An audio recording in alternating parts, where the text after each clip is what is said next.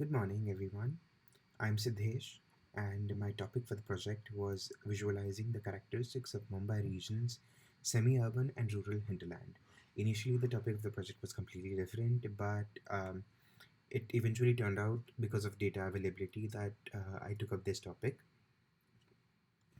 So, giving a little introduction about the project, the aim is to study the demographic characteristics of the Mumbai region, and this mostly include the population data, the housing, and the employment characteristics in the rural parts of the Mumbai Metropolitan Region. So here, if you see this diagram, you can see or this map, you can see the density of areas. So all the red areas are the urban areas, and all the yellow areas are the rural areas. So we are today like analyzing the rural parts of this region. So the project is very simple. It's visualizing the data from only one shapefile, and it's a very simple descriptive analysis.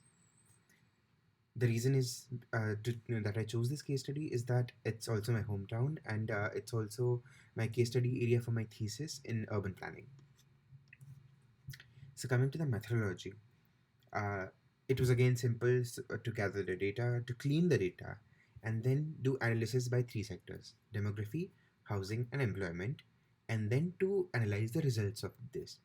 So initially there were completely different layers which I had proposed, but finally the layers which were produced were three tiles for base maps, three maps for demography which showed the total population, the total male population, the total female population, three tiles for housing which showed number of houses owned, number of houses rented, and other housing, and three maps for employment, which is total working population, main workers, and non-working population.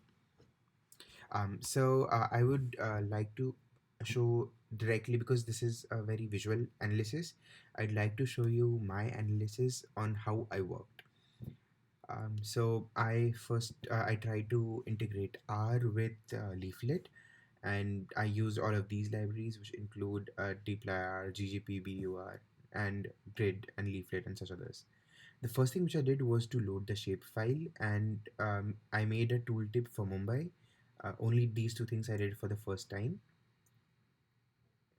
Then the second was to analyze the demographic characteristics.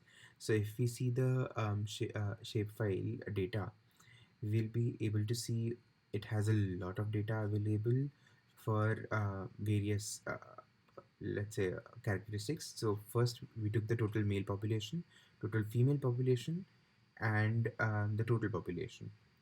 And according to this, what we did was so we did I made the color bins first for what I wanted to put as colors.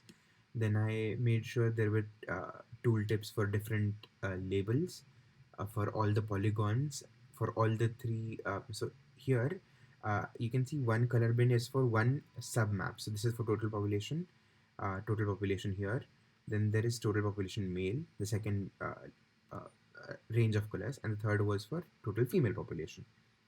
And then again similarly 1 2 3 you can see for total population the labels, and then was the final leaflet mapping. So here I'm just explaining the code as of now. So I inserted the leaflet for like I showed that for this shapefile I need a leaflet. Then I added the tiles for base maps, and I added the marker for Mumbai. I also added the measurement for a different uh, like let's say area measurement or length measurement if somebody wants to measure on the area, so that the map becomes a little more interactive. Then I added some overlay groups. So these were the actual maps. So this map is for the total population, this is for the total male population, and this is for the total female population. This was also a very simple uh, code for where I input the data. Then I decided what I want as the visualization characteristics, what should be the stroke, what should be the opacity, and stuff like that. Uh, One thing I made sure is that I added all of these to one group, let's say population data for total population. And then when I added the legend here at line 61, we can see that I use the same group as population data, so that all of these get synced together. And when I switch on the layer or I switch off the layer, then I only see the legend for that particular let's say layer.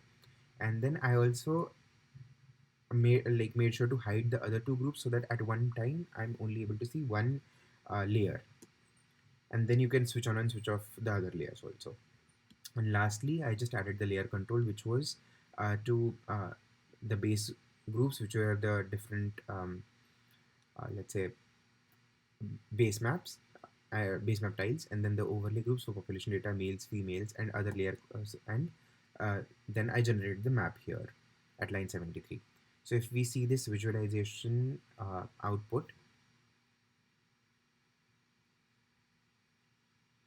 yeah, now if we look at this base map, we can see that it's too complicated. So I just change it to, let's say, positron, which is very simple. So now I have switched off all the layers, and let's say now I switch on the males layer, or the total population layer first.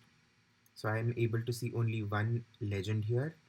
I am able to see all the data. I'm able to zoom in, and then I'm also able to see the tooltips of what is the total population here. Versus if I show males, then again I can see the total population here is different, and then and even the legend had changed now to male population. When it goes to females, again I can see the same thing which has happened. Then we look at the tooltip. Here the tooltip, if I have tried to put in a different language for the tooltip, so that I would just wanted to check whether it also supports different languages. And so I here added a link to Wikipedia, which is also working. So this is showing the history of Mumbai and everything, if somebody wants to have an idea about what Mumbai is. And the last thing which was interesting for me was that I added a measurement, let's say parameter. If I want to, if let's say you are not used to Mumbai, then you should be able to get an idea of the scale. And that one way how you could get an idea of the scale was to, let's say, measure the distance from, this is Nariman Point in Mumbai, till this is the border for Thane. So this distance is 35 kilometers, which is like 22 miles. So whichever thing you're comfortable with. And then with the same, then I finish the measurement. I can center the map on this line, so it recenters it. I can delete this measurement. And lastly, I can also, let's say, measure the area for this.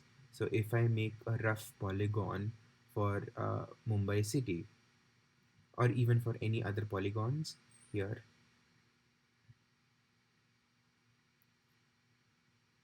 I can roughly understand that the um, area of the city is um, this many square miles. So this is the perimeters also. And for, again, I can center on this area, and I can delete this measurement. So yeah, that was all of my analysis for this. So I did the same thing for other maps also. So if I go to see the house ownership map, again the same thing was done.